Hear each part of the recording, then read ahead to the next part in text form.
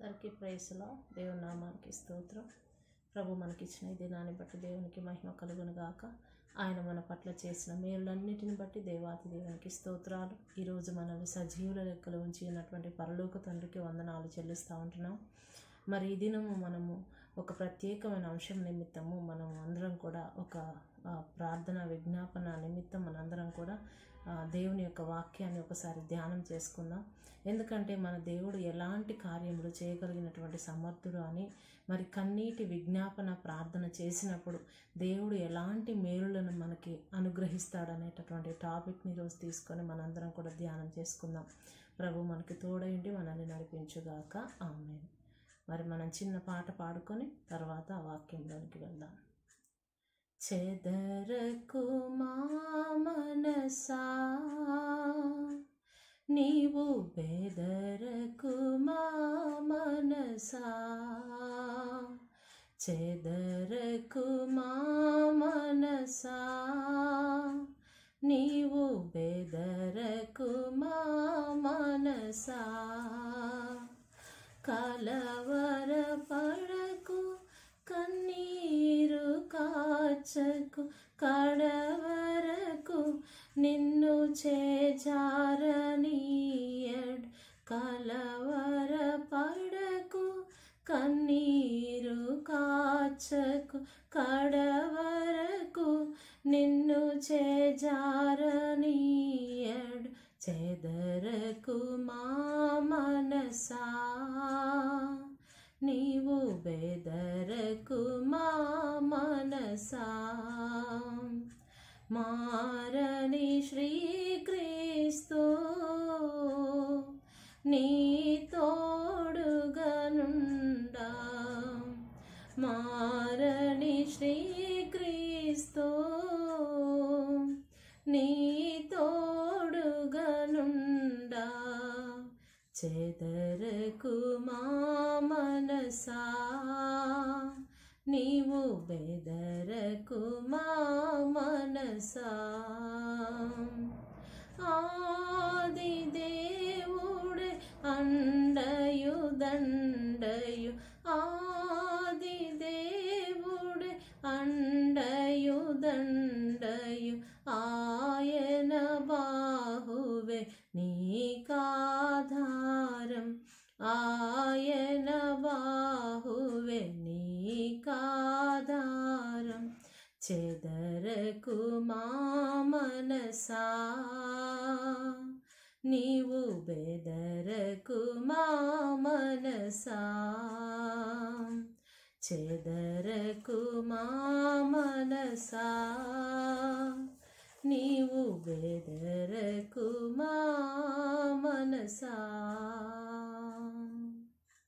అవును, మనము కన్నీటితో విజ్ఞాపన చేసినప్పుడు దేవుడు ఎలాంటి ప్రతిఫలాన్ని ఇస్తాడో మనం ఈరోజు ధ్యానం చేసుకుందాం. నిజంగా మన దేవుడు కన్నీటిని నాట్యంగా మార్చే దేవుడుగా ఉంటూ ఉన్నాడు. అన్ని సమయములందు ఆయన మన పక్షంగా ఉండి మన పట్ల కార్యములు చేయాలని ఆయన ఎల్లప్పుడూ మన వైపు ఆయన కనుదృష్టిని ఉంచి ఉన్న దేవుడుగా ఉన్నాడు. మనము మరి కన్నీటి విజ్ఞాపన ప్రార్థన చేసినప్పుడు ఎలాంటి మేలులు పొందుకుంటాము అని మరి చిన్న సాక్ష్యాన్ని నాది మొదటగా నేను మీకు వివరిస్తాను. ఏంటంటే నాకు చాలా ఆశ ఒకటి ఏంటి అంటే యెరూషలేం ఎలాగైనా వెళ్ళాలి అని ఒక ప్రత్యేకమైన ఆశ నాకు ఉంటూ ఉండేది. ఎప్పుడు ఎక్కడ ఏది చూసినప్పటికీ కూడా యెరూషలేము అనే మాట వస్తే చాలు నాకు చాలా దుఃఖం కలుగుతూ ఉంటుంది. ప్రభువా, నువ్వు పుట్టిన స్థలానికి, నువ్వు సంచరించిన స్థలానికి, నువ్వు సిలువ వేయబడిన స్థలానికి, ప్రభువా నువ్వు పునరుత్థానుడు అయిన స్థలానికి నేను ఎప్పుడు వెళ్తాను నాయనా, ఒక్కసారి నన్ను తీసుకుపోయా అని ఎప్పుడు నేను కన్నీటితో ప్రార్థన చేస్తూ ఉండేదాన్ని. మరి ఎక్కడికి వెళ్ళినా యెరూషలేం యాత్ర అని చెప్తే చాలు, నన్ను జ్ఞాపకం చేసుకోయ్యా అని ప్రార్థన చేస్తూ ఉండేదాన్ని. అయితే ఒకసారి నేను జిఎస్ కాల్స్లో వాలంటీర్గా చేసిన టైంలో మా ప్రేయర్ టవర్లో సిస్టర్ ఉండేవాళ్ళు, ఒక సిస్టర్ రూపావాణి సిస్టర్ అని. ఆ సిస్టరు, అమ్మ మేము యెరూషలేం వెళ్ళాలనుకుంటున్నాము, యెరూషలేం నేను మా ఫ్రెండ్ వెళ్ళాలని దయచేసి ప్రార్థన చేయమ్మా అని చెప్పారు. అప్పుడు సరే సిస్టర్ నేను ప్రార్థన చేస్తానని ఆ రోజు నేను జిఎస్ కాల్స్లో కూడా అప్పుడే పాల్ బ్రదర్ వాళ్ళు మరి యెరూషలేంకి తీసుకొని వెళ్తున్నామని చెప్పేసి ఒక పాంప్లెట్ ఇచ్చారనమాట. ఆ పాంప్లెట్ని తీసుకొని వెళ్ళి నేను ప్రేయర్ హాల్ ఉంటుంది మాకు, చాపల్లోకి వెళ్ళి నేను కన్నీళ్లతో ప్రార్థన చేశాను. ప్రభువా, ఇదిగో ఆ సిస్టరు వాళ్ళ ఫ్రెండ్ ఇద్దరు కూడా యెరూషలేము వెళ్ళాలనుకుంటున్నారంట అయ్యా, నన్ను కూడా నువ్వు జ్ఞాపకం చేసుకో వాళ్ళతో పాటు ప్రభువా అని బాగా కన్నీటితోని ప్రతిరోజు ఆ సిస్టర్ వాళ్ళ కొరకు నా కొరకు ప్రార్థన చేస్తూ వచ్చేదాన్ని. ఒకరోజు బాగా చేపల్లో ఏడ్చి ఇంక అదే దుఃఖంతో ఇంటికి వచ్చాను. ఇంటికి వచ్చినప్పుడు మా మమ్మీ ఫోన్ చేసి ఏం నాన్న ఎందుకు అలా ఉన్నావని అడిగితే, అమ్మ నాకు ఒక్కటే ఒక కోరిక ఉంది, నేను యెరూషలేము వెళ్ళాలని నాకు చాలా ఆశగా ఉందని నేను మా అమ్మతో చెప్పాను. అప్పుడు మా మమ్మీ అంది, ఎందుకు నాన్న ఏడుస్తావు, ఏం ఏడవకు, తప్పకుండా వెళ్దు కానీ అని చెప్పేసి మా అమ్మ అంది. అయితే నేను ఒక్కదాన్ని ఎలా వెళ్ళాలి ప్రభా? అయితే మా మమ్మీ అప్పుడు ఆ టైంలో ఒక మాట అంది, ఏమన్నదంటే, నాన్న డాడీకి కూడా ఇష్టం కదా వెళ్ళటానికి, నాన్న నువ్వు ఇద్దరు వెళ్దురు కానీ అని చెప్పేసి అంది. అబ్బా దేవా నీకు స్తోత్రం అని చెప్పేసి ఇంకా నేను బాగా ఏడుస్తానే ఉన్నా, ప్రార్థన చేస్తానే ఉన్న అంశం నిమిత్తం. అప్పుడు మొదటగా నేను మా నాన్న దివ్యవాణి ఛానల్ వాళ్ళు అప్పుడే యెరూషలేము తీసుకొని వెళ్తున్నామని చెప్పేసి ఒక అనౌన్స్మెంట్ చేశారు. ఆ టైంలో నేను మా నాన్న ఇద్దరు కూడా ఫస్ట్ అమౌంట్ కట్టి మేము ఫిక్స్ అవ్వడం జరిగింది. అప్పుడు మా నాన్న వచ్చేటప్పుడు మరి మా అమ్మ ఒక్కతే అయిపోతుంది కదా, అప్పుడు మా నాన్న ఏమన్నాడంటే, అమ్మ ఒక్కతే అయిపోద్ది మళ్ళీ తర్వాత ఎప్పుడు వెళ్ళొద్ది, అమ్మను కూడా తీసుకుని వెళ్దామని చెప్పేసి అమ్మ కూడా వస్తూ ఉంది. అప్పుడు మేము ముగ్గురుగా వెళ్తూ ఉన్నాం. మా ప్రేయర్ టీంలో మా సుశీల ఆంటీ వాళ్ళ హస్బెండ్ కూడా వస్తూ ఉన్నారు. మేము 5గురుగా ఉన్నాం. అయితే నేను అప్పుడు మేము డబ్బులు కట్టేసి వచ్చేటప్పుడు మా హస్బెండ్ ఒక మాట అన్నారు, అరే నా కోసం కూడా మీరు ఒక సీట్ ఉంచాల్సింది కదా అని. అప్పుడు నాకు చాలా దుఃఖం కలిగిందనమాట. ప్రభువా, మా అమ్మ మా నాన్న వస్తున్నారు, సుశీల ఆంటీ వాళ్ళ హస్బెండ్ కూడా వస్తున్నారు, నేను ఒక్కదాన్ని ఎలా వెళ్తా ప్రభువా, నాకు కూడా నా భర్తను తీసుకొని నేను కూడా వెళ్ళాలయ్యా అని ఆ రోజు నుంచి ప్రతిరోజు ఏడుస్తూ ప్రార్థన చేసేదాన్ని. అయితే మా భర్తకి మరి వాళ్ళ ఆఫీస్లో లీవ్ దొరికేది కాదు. 10 రోజులు లీవ్ కావాలంటే ప్రైవేట్ జాబ్ కదా, ఎవరు ఇవ్వరు. అయితే నేను ప్రార్థన చేస్తూ వస్తున్నాను, ప్రభువా నీకు అసాధ్యమైంది ఏది లేదు కదయ్యా, కన్నీటిని నాట్యంగా మార్చాను గొప్ప దేవుడు కదయ్యా, దయచేసి నా భర్తకు కూడా దయచేసి ప్రభువా పర్మిషన్ దొరకడానికి సహాయం చేయని నేను శుక్రవారం రోజు బాగా కన్నీళ్లతో ప్రార్థన చేస్తూ ఉన్నాను ప్రభు సన్నిధిలో. అప్పుడు నాకు మా భర్త పేరు కనపడిన వెంటనే నాకు చాలా సంతోషం కలిగింది. దేవుడా నీకు స్తోత్రం, నా భర్తను కూడా నువ్వు పంపిస్తున్నావు అని నేను అప్పుడే క్లెయిమ్ చేసి ప్రార్థన చేస్తూ ఉన్నాను. అప్పుడే ఈయన దగ్గర నుంచి ఫోన్ కాల్ వచ్చింది మా హస్బెండ్ నుంచి, నాకు పర్మిషన్ దొరికింది యెరూషలేము వెళ్ళడానికి అని చెప్పేసి.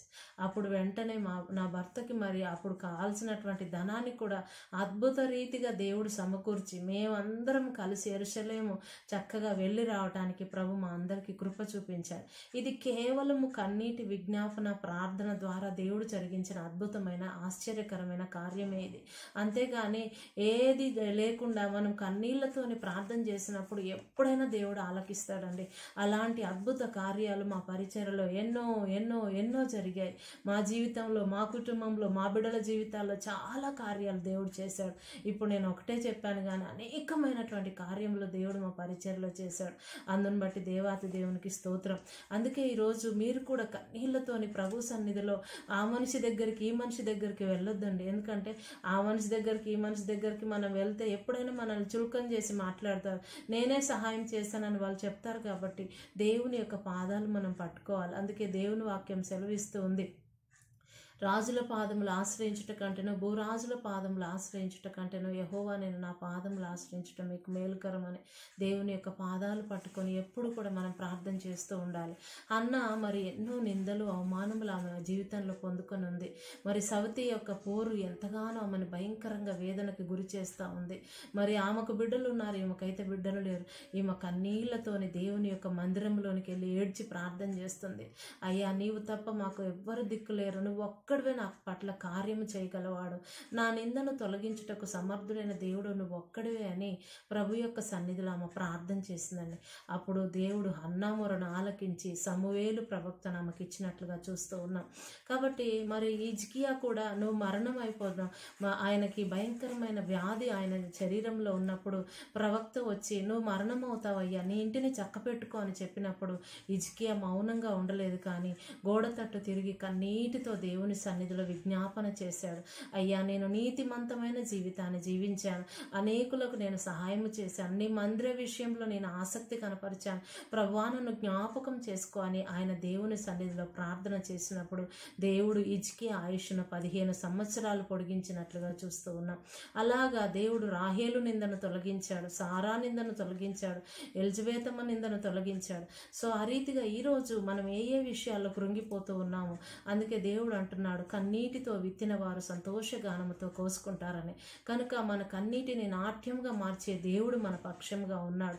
నీతిమంతుల మొరను ఆయన నిత్యము ఆలకించే దేవుడుగా ఉన్నాడు. కాబట్టి ఎప్పుడైనా మనం కన్నీళ్లతోని ప్రార్థన చేసామంటే దేవుడు అంట ఆ కన్నీటిని భద్రంగా ఆయన కవులలో, ఆయన సీసాలో దాసి పెట్టుకొని ఉంటాడంట.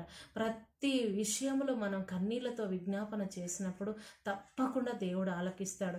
అది నీ బిడ్డల విషయం కావచ్చు, మ్యారేజ్ విషయం కావచ్చు, లేకపోతే ఫైనాన్స్ విషయం కావచ్చు, లేకపోతే నీ ఎలాంటి దిక్కు లేక ఒంటరి స్థితిలో ఉన్నావేమో, విధవరాలుగా ఉన్నావేమో, అనాథగా ఉన్నావేమో, ఎవ్వరు కూడా సహాయము చేయలేనటువంటి స్థితిలో ఉన్నావేమో, నిందల వెనుక, అవమానముల వెనుక ఉన్నావేమో, అయితే ఎవ్వరి దగ్గరికి వెళ్ళొద్దు.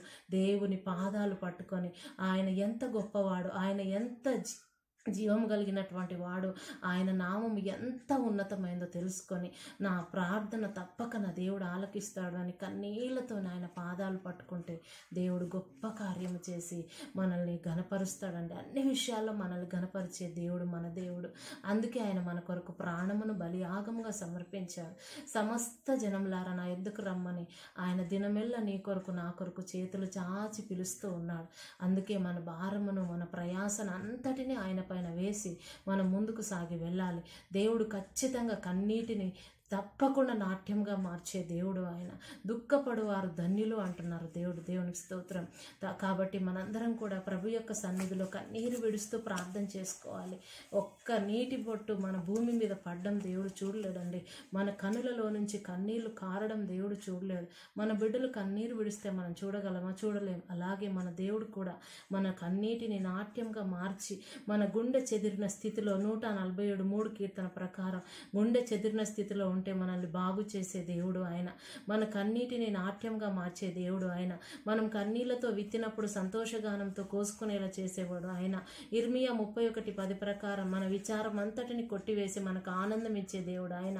యెషయా 25:8 ప్రకారం మన దేవుడు ప్రతివాని ముఖం మీద బాష్ప బిందువులను తుడిచే దేవుడు మన దేవుడు. కాబట్టి మన దేవుడిపై ఆధారపడి మనం ముందుకు సాగి వెళ్ళాలి.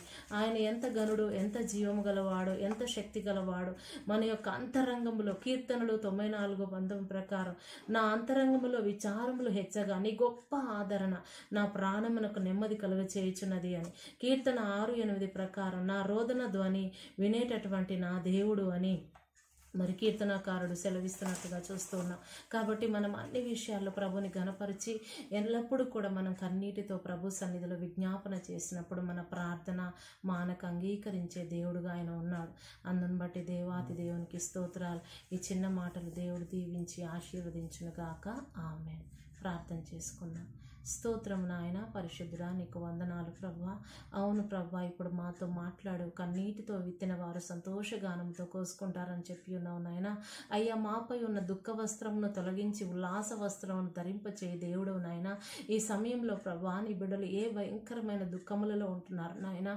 ఉద్యోగములు లేక బాధపడుతున్నారేమో నాయన. బిడ్డలకు ఆదరణ దయచేయమని ప్రార్థిస్తున్నాను ప్రభువా. వారి కొరకు నూతన ద్వారములు తెరవమని ప్రార్థిస్తూ ఉన్నాను ప్రభువా. ఎంతమంది బిడ్డలైతే నాయన గర్భఫలం లేక వేదనతో ఉంటున్నారు నాయన. అన్నా నిందను తొలగించినట్లుగా ఆ బిడ్డల నిందను తొలగించమని ప్రార్థిస్తూ ఉన్నాను ప్రభువా. అయ్యా, ఈ సమయంలో ఎంతమంది ఆర్థిక ఇబ్బందులతో బాధపడుతున్నారు నాయన.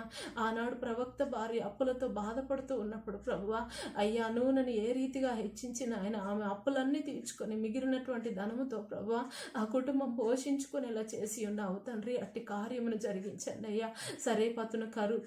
సరేపతు విధవరాల్ని కరువులో పోషించినట్లుగా నాయన. ఈరోజు ఎంతమంది బిడ్డలు వారి బిడ్డల ఫీజులు కట్టుకోలేక, కుటుంబాలను పోషించుకోలేక నాయన, అప్పులు తీర్చుకోలేక తండ్రి నాయన ఇబ్బందులు పడుతున్నారు. వారందరి జీవితంలో నీ కార్యములు జరిగించండి అయ్యా. ప్రతి కుటుంబంలో 5 రొట్టెలు 2 చేపల అనుభవమును దయచేయమని ప్రార్థిస్తూ ఉన్నానయ్యా. ఈ సమయంలో నాయన తల్లిదండ్రులు బిడ్డల జీవితంలో నిమిత్తం బాధపడుతున్నారేమో నాయన, దయచేసి వారి బిడ్డల జీవితములను ప్రభా నువ్వు బాగు చేయమని ప్రార్థిస్తున్నాం ప్రభా. అయ్యా యవ్వన బిడ్డల నిమిత్తం కన్నీరు విడుస్తున్న తల్లిదండ్రులు ఉన్నారేమో నాయన, దయచేసి వారిని మార్చండి ప్రభా. యవ్వన కాలంలో నీ కాడిని మోసే బిడ్డలుగా మార్చమని తండ్రి నాయన. ఎంతమంది బిడ్డలైతే విదేశాల్లో ఉంటున్నారు, వారిని కూడా జ్ఞాపకం చేసుకో. తల్లిదండ్రుల కుటుంబాలకు వారు దూరంగా ఉంటుండగా వారికి నీ ఆదరణ దయచేయమని ప్రభువా. ఈ దినమున ఆయన ప్రతి బిడ్డ దుఃఖమును సంతోషంగా మార్చి నీ నామమును గనపరచుకోమని నజరేయుడైన క్రీస్తు యేసుని నామములో స్తుతించి గనపరిచి ప్రార్థించి అడిగి పొందుకొని నామ ప్రియ పరలోకపు తండ్రి. ఆమేన్. ప్రైజ్ లార్డ్ అందరికీ.